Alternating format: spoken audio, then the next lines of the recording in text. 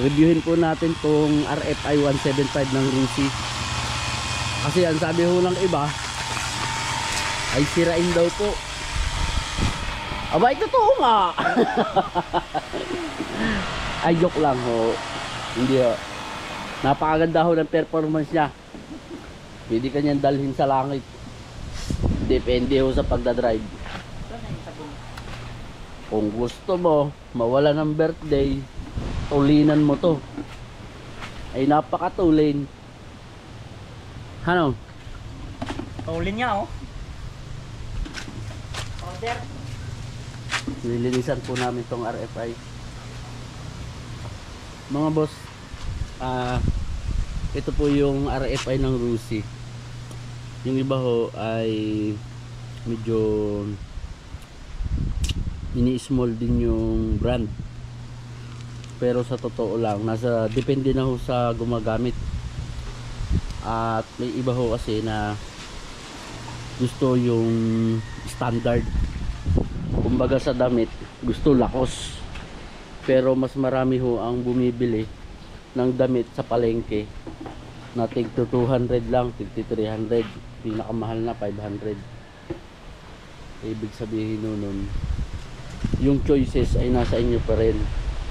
Pero same po na maibibigay niya na services nung gamit na binili mo ay maihahatid din na rin niya. Ito ho yung RFI na keyless na siya. Tapos ito ho yung nakita ko nung time na kinuha ko po ito. Hindi ko po ito nakita kung ano ho ang ano ho nito. Yung pala ho, ito po ay charging port. Yan, pwede na ho kayo mag-charge ng cellphone. Tapos dito nyo ho ilalagay. Ito naman ho, ewan ko ho kung ano ito. Pero sabi ho nila kapag nalobat magpapalit ka ng battery, ay dito ho yun. Meron saksakan dito. Ito naman ho yung lagayan ng pag pinindot mo to, yan. Yan ho, ang meron po tayo ditong gasolinahan yan. Pag naka-green, nakaupo yan. Yellow, bukas na yan. Unleaded po yung nilalagay ko dito. Tapos ho naman yung seat. Napakalaki ho ng seat dito. Ay, tanggalin mo kaya yan. Marami nakalagay eh. Meron na rin po siyang yan, naka-mugs. Tapos disc brake. Tapos po may napansin din ako dito. Hindi ko po alam kung ano pa. Yan yung tambutso niya. Sensor daw po yan.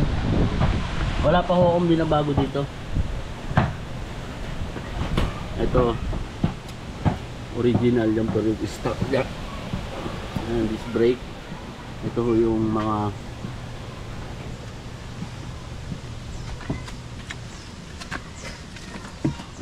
shock. Ngayon po ay sa consumption po ng gasolina.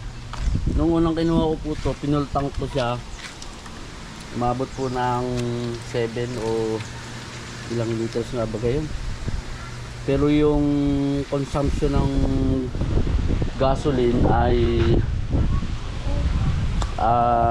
35 kilometer per liter. Base po sa aking observation. Right. Tapos yun ano pa ba? Ayan, disc brake din. Ang forma ho ng kanyang mata. Ay imagine nyo ho kasi mag-e-NMAX ka, 30,000 ang down payment. Tapos 6,000 ang monthly, 3 years. Ito ho, 10,000 ang down payment. Tapos ho, 3,700 ho ang monthly sa 3 years. Same din lang din naman ng performance, maganda. 37 Ha? panalo siya. Grabe, pag tinulinan mo, depende sa'yo. Pwede kanyang dalhin sa langit. Pag iingot-ingot ka mag-drive nito, talagang may kalalagyan. Napakabilis ho niya, lalo na pag tumining na. Matulin ho ito, mga boss. Yun lang ho ang malapit dyan. Tapos ho, nasa na yung ano? Susian, yung susi niya. Ito lang ho ang pinaka worst sa tingin ko. Yan, ito ho yung kanyang remote. At isa ho sa aking nalaman na kapag ito po pala yung nalobat, itong remote na ito, ay ititigil ho kayo, hindi ho nyo magagamit ito. Ang pinakadabis daw ho ay kumuha po kayo ng battery nito at bumili na sa 7-Eleven yata. Nakabili yung kasamahan ko na may ganito. Yung itsura ho ng battery niya parang pabilog. At yan lang ho ang kailangan yung paghandaan pag nalobat na po yung remote. Parang hindi nagpapangsyon. Tapos nung isang araw ho, nailubog ko ho ito sa tubig. Ay nagkukusahong mag-blink-blink ito dito. Tapos kahit wala na ho yung remote ay umaano pa, parang signal siya. Pero nung siguro na okay na yan, hindi na siya wala na yung basa, okay na uli, nag-function na uli. Yan ho yung ano, ang kagandahan diyan. Meron po tayong time dyan, kaya lang hindi pa rin natin nasit ng tama. Kaya meron pa rin siyang, hindi pa rin natin natatanggal kasi 1 month pala ang po ito. Hindi pa rin natin natatanggal itong cover net. Tanggalin na nga natin kasi pangit na eh. Hindi na siya ano rin eh. Yan. After 1 month mahigit. Yan. Mahigit 1 buwan na ho siya. Yung tinakbo niya ho sa akin ay ilan na nga baga. Na-change oil ko na ho ito ng una. Kaya yata magpag-sale. Ayan o, meron po siyang temperature. AM, yun, ang oras. PM. Yun lang, hindi ko masit kung ano ang tamang setting nito. Baka ako na ho yan aalamin. Maganda yan.